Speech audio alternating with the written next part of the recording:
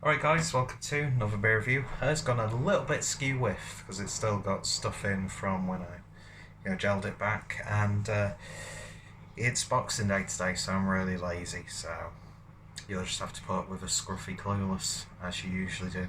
Anyway, so today we're going over once again to Torrside, and we're having a look at the Kneel Before Grod, which is an oak smoked imperial wheat stout, which is part of the Monsters series. Picked this up from Beermoth in Manchester. I'm a massive fan of the smokier side of beers that Torrside do, and they are a bit of a specialist in that field.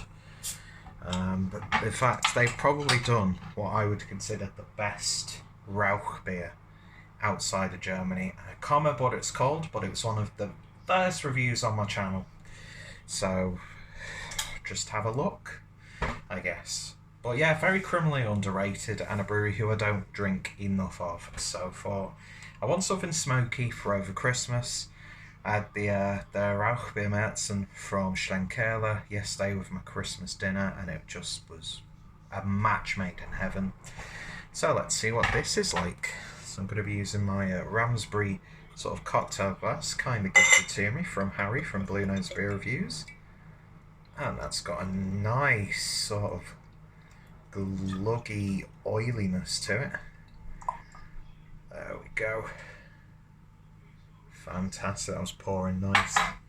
So, beer in the glass then, and I would say that that is pretty much jet black, if not really dark, intense, sort of overly varnished oak with well, there was a little bit of head, but you could see the remnants of a sort of like a mocha looking head. Just look at that lacing on the glass, looks fantastic. So let's see what we get on the nose. Oh, gosh, that's a hearty smelling beer. Funny enough, I'm actually in the middle of cooking a joint of roast beef. Have to do it overdone because I'm cooking for other people. As soon as anybody sees a little hint of pink in their meat, then it goes apeshit. So I'm having to, unfortunately, waste a joint of beef and cook it well done for the tastes of inferior palates, which I created some hilarious porno-centric memes based on that, if you follow me on Instagram and friends with me on Facebook. But anyway, I digress, and it reminds me of cooking a beef. There's a bit more sweetness now that I've said that. Loads of dark chocolate, loads of milk chocolate. There's almost like a burnt whiskey cask coming through. A little bit of tobacco, leather, that sort of thing. Oh, smells nice. I love that smoky oak. That's such a refined character that they've got in this. I'd love an aftershave that smelled like this. It smells absolutely wonderful. So let's give it a taste. Cheers.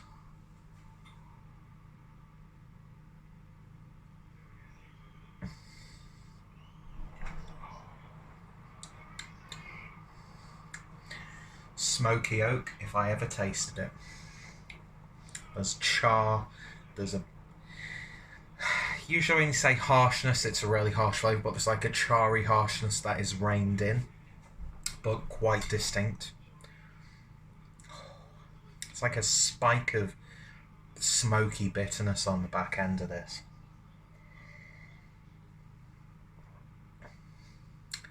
You actually don't get much flavour on the intake, I would say.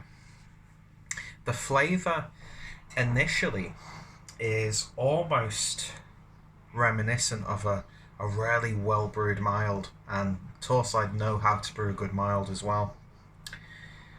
The power and the flavour of this beer comes as you're about to swallow. That will never not get a childish giggle when I make sentences like that. As soon as that smoky character comes in, that oakiness, there's dark malts, dark chocolate, burnt ends off a beef joint.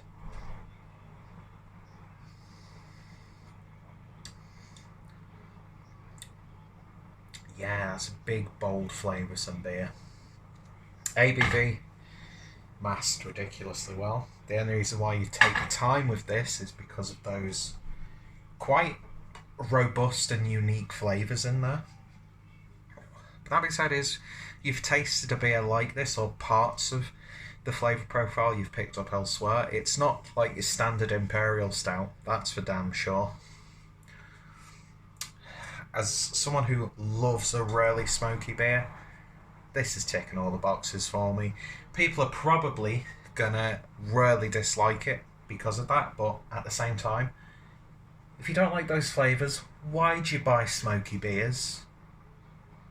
Why'd you waste your time? Why'd you waste the brewery's time? If you know beforehand if you're gonna like this or not. So if you give this a negative review, chances are that's your fault. That's nothing to do with the brewery or the beer. But as a smokehead, should we use that term?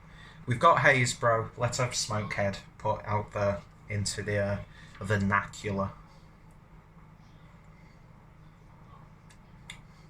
Upper end of medium mouthfeel, but it's got a real oily slickness to it, which is so satisfying. A little bit drying on the tongue as well.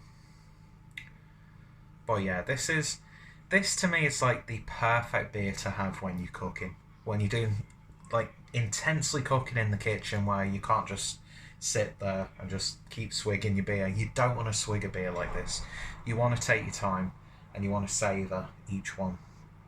I've had a couple of other beers in the Monsters series which didn't have a smoked element to them, and I wasn't the biggest fan. I think when Paul from Peer Brew News came down to Manchester from Pennsylvania, we had a couple, and they were okay. I think they were like big bold barley wines and stuff like that. But this is just... I think this is absolutely lovely. It would get a 10 out of 10. And I'm probably going to sound like a fucking madman by saying this. It would get a 10 out of 10 if it had a bit more of a harsh smokiness. It's not a soft or subtle, like, smoky flavour. It is there. So, let's have a look at this.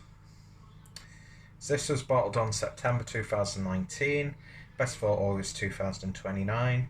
Artwork, as always, from Emma Sidwell, which I really like that. I like the simplicity of it. Our Monsters beers are party styles, brewed with a fraction of the rich, stronger wort from early in the brewing process. This means more concentrated sugars that ferment with some hefty beers, with a much richer malt character than the beer which the rest of the wort becomes. We hop and ferment them accordingly. This monster was party guiled with little by little. I really like that concept, and I had no idea that's what this was about. So they're using ingredients that they'd use to brew another beer. That's such a good idea. Oh, next time we do one of these Monsters beers, I might have to see if I can pick up the other beer that came from that. That'd be interesting. Little by Little, what beer is that? Have I had that one before? I can't remember. I had probably one of the best cask beers of 2019, which came from Torrside when I was in Piccadilly Tap. And it was, what's it called? It's like Grubby Bastard. Grubby Bastard, which they brewed in collaboration with Grod Manchester. So it's like a smoked coffee porter or something like that. God, that was good. That was like chocolate milkshake for adults. Or hot chocolate for adults. Hot chocolate milkshake for adults. Oh, it's just wonderful. Absolutely wonderful. And I had that like last week, so we were cutting it fine. But yeah, that was probably my favourite cask beer. And I think one of the best ways you're going to experience some of Torrside's beers is on cask. When it comes to the sort of smoky beers, much prefer it on bottle. I've had some of the pale ales and some of the, like brown ales and stuff like that. Haven't really moved me too much. I definitely think their strength is with beers like this, and especially the sort of German-inspired spoke beers, which are just off the chain. So yeah, highly recommended. I know they're not a brewery for everyone, but I really, really enjoy them, and that's another absolutely stellar beer. And in terms of a rating, I'm going to give that one a 9.5 out of 10. I would happily drink that again. I think I paid like £3 to £4 for it, so more than worth the money for a unique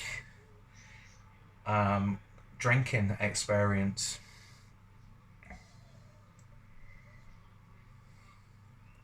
Love it. So, perfect timing. Thank you guys for watching. If you've tried this, let me know your thoughts, opinions down below. Go check out Torrside, and I should have a playlist by now, so if I remember to, I'll include that down below as well. And yeah, thank you all for watching, and I shall hopefully see you next time with slightly better hair. Cheers guys, and you all take care.